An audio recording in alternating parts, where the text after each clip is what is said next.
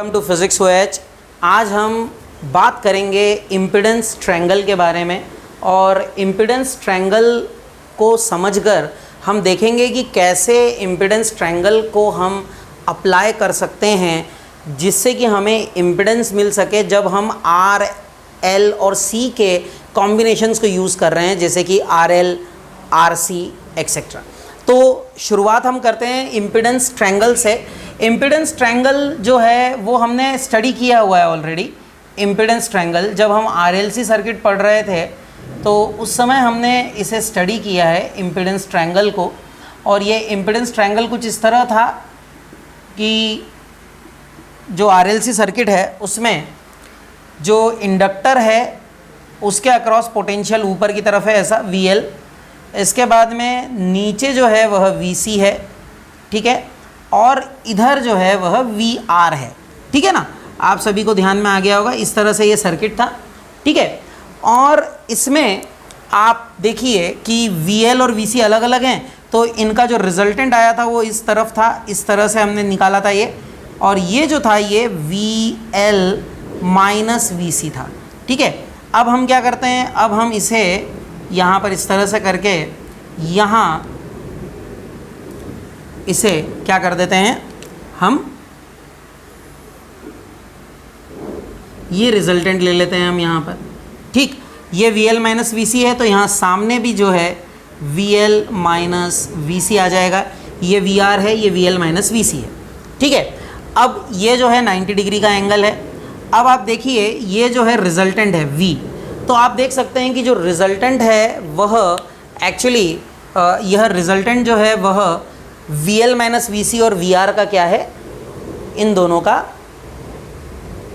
Actually जो combination से निकलने वाला है रिजल्टेंट वह है।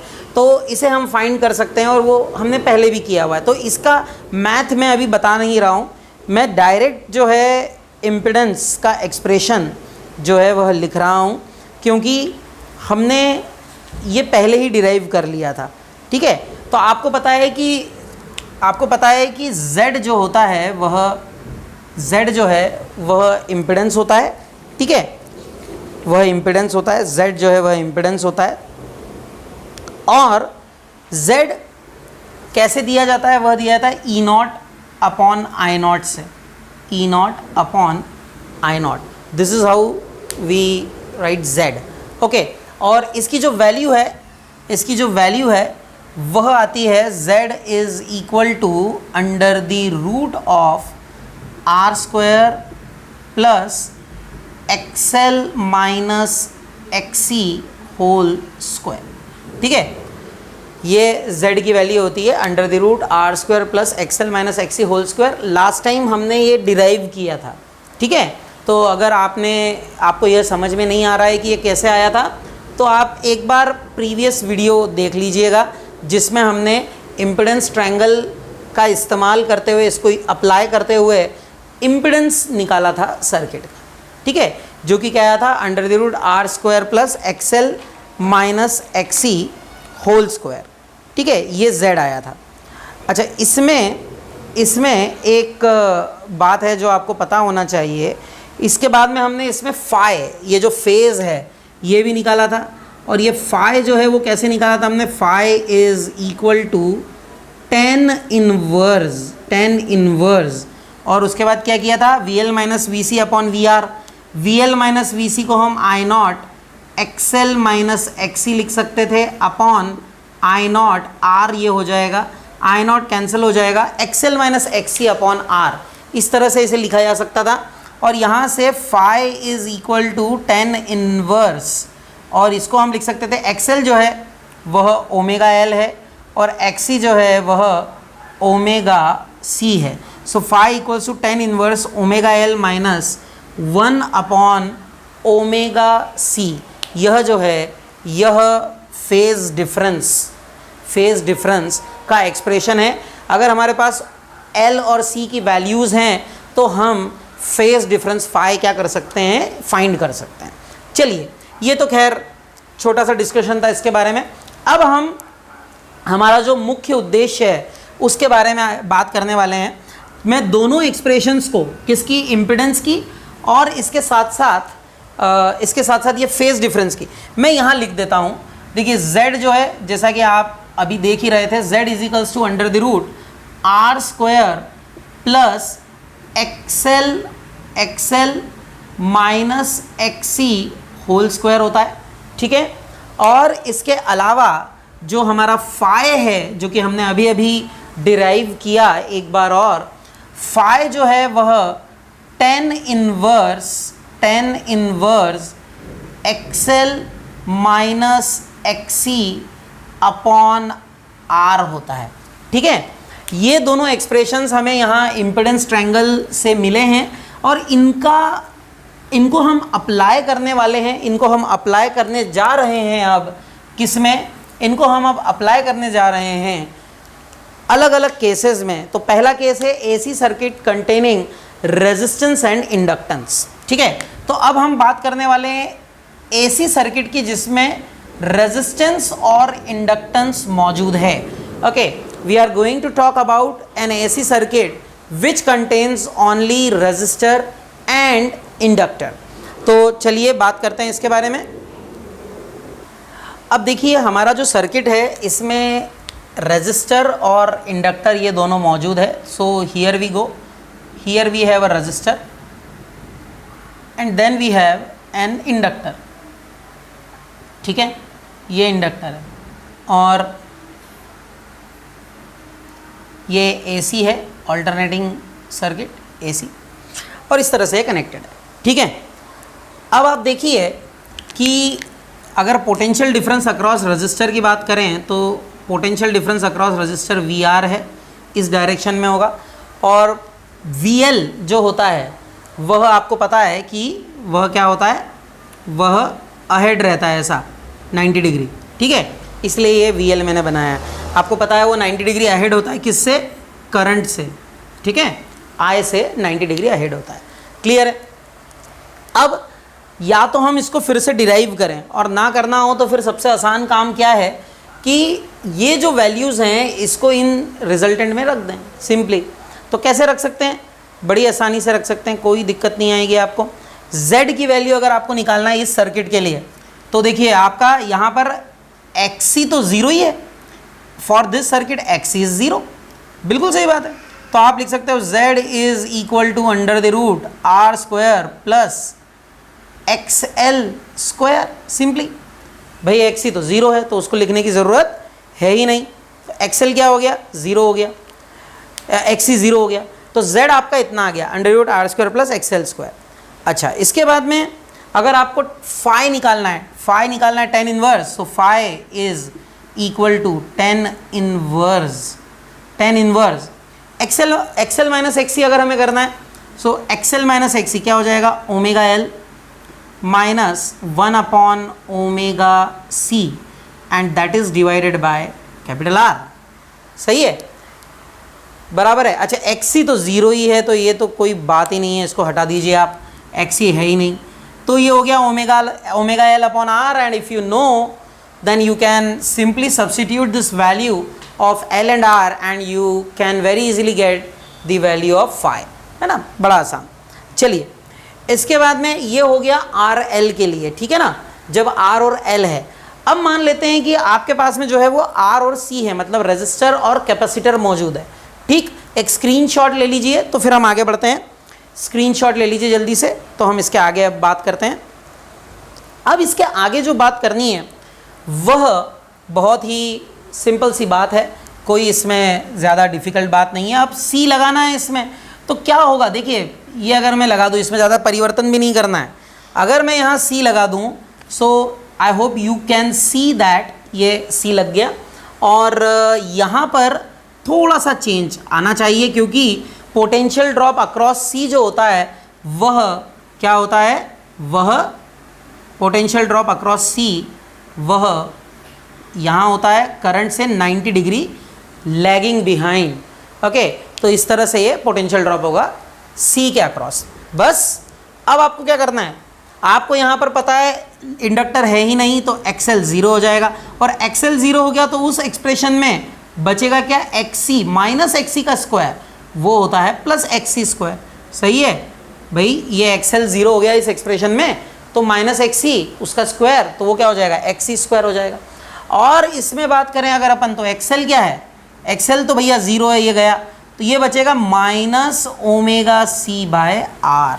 सो this is how you can find the impedance and the phase difference. Okay, this is how you can do that. ठीक है, आई होप कि आपको यह समझ में आ गया होगा जो मैंने बात की है। ठीक है, इसमें एलसी हमने डिस्कस नहीं किया है। एलसी इसलिए डिस्कस नहीं किया है कि उसको हम बाद में अलग से डिस्कस करने वाले हैं एलसी को। ठीक है, इसलिए हमने इस पर्टिकुलर वीडियो में उसे डिस्कस नहीं किया है। नेक्स्ट इसमें आप एलसी को भी देखेंगे, पर अभी क्या है, एलसी समझने के लिए और एलसी में वेरिएशन समझने के लिए हमें एक टॉपिक पढ़ना पड़ेगा, और वो टॉपिक पढ़ लेंगे तो हमें एलसी में वेरिएशंस जो हैं वो एलसी हमें समझ में आ जाएगा। तो वो टॉपिक पहले हम पढ़ेंगे, उसके बाद में ऐसा करेंगे। ठीक है, तो अभी इसलिए हम एलसी नहीं पढ़। ओके फ्रेंड्स, अब हम बात कर रहे हैं energy stored in an inductor की। तो थोड़ी सी बात हम कर लेते हैं कि एनर्जी क्यों स्टोर होगी, why does energy get stored in an inductor. तो आपको एक बात बहुत ध्यान से समझना है कि जब हम करंट इंक्रीज या डिक्रीज करते हैं किसी इंडक्टर में तो क्या होता है। तो देखिए, एक बात तो बिल्कुल क्लियर है कि अगर करंट में वेरिएशन आता है, if there is any change in the current, amount of current flowing through the inductor, तो इंडक्टर क्या करता है, उसका अपोज करता है। क्या करता है, अपोज करता है। और ये जो अपोज इंडक्टर करता है, यह अपोज जो है, यह अपोजिशन जो है, इसके कारण क्या होता है कि अगर अब आपको करंट फ्लो करवाना है तो आपको कुछ वर्क करना पड़ेगा। ठीक है, यहीं से ये बात समझ में आती है। तो देखिए, सीधी सी बात है, अगर इंडक्टर में मान लीजिए कि किसी समय डी आई करंट फ्लो हो रहा है डी टी टाइम में, तो आपको पता है कि एक ईएमएफ जनरेट होगा जो कि इस इंक्रीज इन करंट का अपोज करेगा। और जो इंडक्टर है, मान लेते हैं कि इंडक्टेंस उसका एल है, कैपिटल एल है, तो आपको पता है कि जो ईएमएफ है, ई है ना, ये ईएमएफ इंडक्टर में डेवलप हुआ है, ये ई जो होगा it is equals to L D I by D T. और यहाँ पर हमने मैग्नीट्यूड लिखा है, यहाँ पर हमने मैग्नीट्यूड लिखा है ईएमएफ का। Here we have written magnitude of EMF. ठीक है ना, यहाँ हमने ईएमएफ का मैग्नीट्यूड लिखा है, E equals to L D I by D T. Okay, यहाँ ये बात समझ में आ गई आपको। ठीक है, ये ईएमएफ जो है L D I by D T है, ये इसको बैक ईएमएफ भी कहा जाता है। This is also known as back EMF. ठीक है, अब देखिए, जैसे मैंने आपसे कहा था कि अब अगर आपको डेफिनेटली अब चार्ज अगर फ्लो हो रहे हैं और उधर से बैक ईएमएफ लग रहा है, तो चार्जेस को मूव करने के लिए आपको वर्क तो करना ही पड़ेगा। बिना वर्क किए चार्जेस फ्लो नहीं हो पाएंगे। सही बात है ना। तो कितना वर्क करना पड़ेगा आपको, हर टाइम पे वर्क करना पड़ेगा, है ना। You have to do work, rate of doing work, क्योंकि देखिए आपको कंटिन्यूस चार्जेस को फ्लो करना है। समझ रहे हैं आपको कंटिन्यूस चार्जेस को क्या करना है, फ्लो करना है। ठीक है ना। अच्छा, इसमें एक और बात है, एक बहुत महत्वपूर्ण बात है जो मैं आपसे डिस्कस कर रहा हूं। अब आप ध्यान से समझिएगा कि ये जो इंडक्टेंस है, बेसिकली यह कैसा है मालूम है, इनर्शिया जैसी प्रॉपर्टी है। मतलब क्या कि अगर करंट फ्लो हो रहा है तो करंट फ्लो होता रहे, उसमें चेंज ना हो। देखो, मास और इनर्शिया की कॉन्सेप्ट अगर आपको याद हो तो इनर्शिया क्या होता है, it opposes any change in the present state of rest और मोशन ऑफ एन ऑब्जेक्ट। यहाँ पर यही तो है, करंट अगर फ्लो हो रहा है तो ठीक है, लेकिन अगर वो बढ़ गया या कम हो गया तो उसका अपोज होगा। Okay, it's change will be opposed. Okay, यही सबसे महत्वपूर्ण बात है यहाँ। तो बात अब जो है, ये ईएमएफ तो हमने लिख दिया कि भाई ये इक्वेशन 1 है। ओके, चलिए ये बात हो गई। अब इसके बाद दूसरी बात जो हमें करना है, जो कि बहुत महत्वपूर्ण है, वह यह है बच्चों कि ईएमएफ तो हमारे पास है और अब आपको वर्क करना होगा चार्जेस को फ्लो करने में, क्योंकि देखिए ईएमएफ इधर से रोक रहा है और चार्ज आप ईएमएफ इधर से रोक रहा है और चार्ज आप ऐसे भेज रहे हो, तो क्या होगा, आपको वर्क करना होगा and rate of doing work is called power.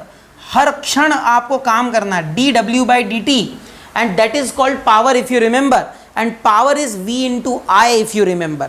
V is potential difference and I is the amount of current which is flowing. अब V जो है वह है EMF, ये जो बैक EMF, भाई इसी के तो अगेंस्ट काम करना पड़ रहा है, ये EMF इधर लग रहा है और अपन इधर से लेके आ रहे हैं, तो ये जो कर रहे हैं हम E इंटू क्या है, E इंटू है I, ठीक है, और E क्या है बच्चों, E है LdI/dt. So in very next step what you can write is dw/dt and that is equal to E is LdI/dt, of course into I. So instead of writing it there we can write it here LIdI/dt. okay, अब आप जानते हैं अगर आप इस bye dt को हटाना चाहते हैं आप डायरेक्टली कर सकते हैं, क्योंकि आप अगर इंटीग्रेट करेंगे विद रिस्पेक्ट टू टाइम तो ये दोनों dt चले जाएंगे, ठीक है। तो अब आपके पास क्या बचेगा, this implies dw is equal to LIdI, ठीक है, dw इक्वल्स टू LIdI। बहुत अच्छी बात है, आगे बढ़ते हैं। इतना आपने सभी ने समझ लिया हो तो इसके आगे अब जो बात करनी है हमें वो कर रहे हैं हम। इसके आगे आप ध्यान से समझिए, वर्क डन हमें निकालना क्या है, एनर्जी। एनर्जी निकालने के लिए हम कर क्या रहे हैं, देखिए energy is work, work is energy, आपने पढ़ा हुआ है, तो हम वर्क डन निकालेंगे और उस वर्क डन को ही हम एनर्जी के इक्वल बता देंगे। तो dw आ गया है, w क्या हो जाएगा, integration dw and that is equal to integration 0 से I तक LIdI, ठीक है। अब क्या होगा, L बाहर आ जाएगा, इंटीग्रेशन ये हो जाएगा I²/2 और लिमिट होगी आपकी 0 से I तक, और अब आगे करेंगे तो हो जाएगा 1/2 L और आ जाएगा I²। So work done is 1/2 LI² and this work done gets stored in the inductor in the form of energy which is basically magnetic in sense, क्योंकि आप EMF के अगेंस्ट काम करके वो कर रहे हैं। तो ये जो है 1/2 LI², this is the work which is done and this is the energy which is possessed by an inductor when I amount of current is flowing through it. okay, W equals to 1/2 LI², ठीक है, clear है इतनी बात। इसके बाद इसको आप U भी लिख सकते हैं, U equals to 1/2 LI², this is the energy which it possess, ठीक है। अच्छा, अगर मैं आपसे कहूँ, आप देखो जरा ध्यान से ये किसके जैसी दिख रही है, ये एक्सप्रेशन दिख रही है 1/2 mv² के तरह। देखिए 1/2 ये करंट जो है वो वेलोसिटी जैसा हो गया, और मास की जगह मैंने आपको पहले ही बोल दिया था कि इंडक्टेंस एक ऐसी प्रॉपर्टी है जो मास की तरह बिहेव करती है। तो ये जो एक्सप्रेशन आ रहा है वह भी लगभग उसी पैटर्न को फॉलो कर रहा है जो कि काइनेटिक एनर्जी पैटर्न ने फॉलो किया था। सो this is what is the expression for energy stored in an inductor is there. I hope that you understood this. Thank you very much.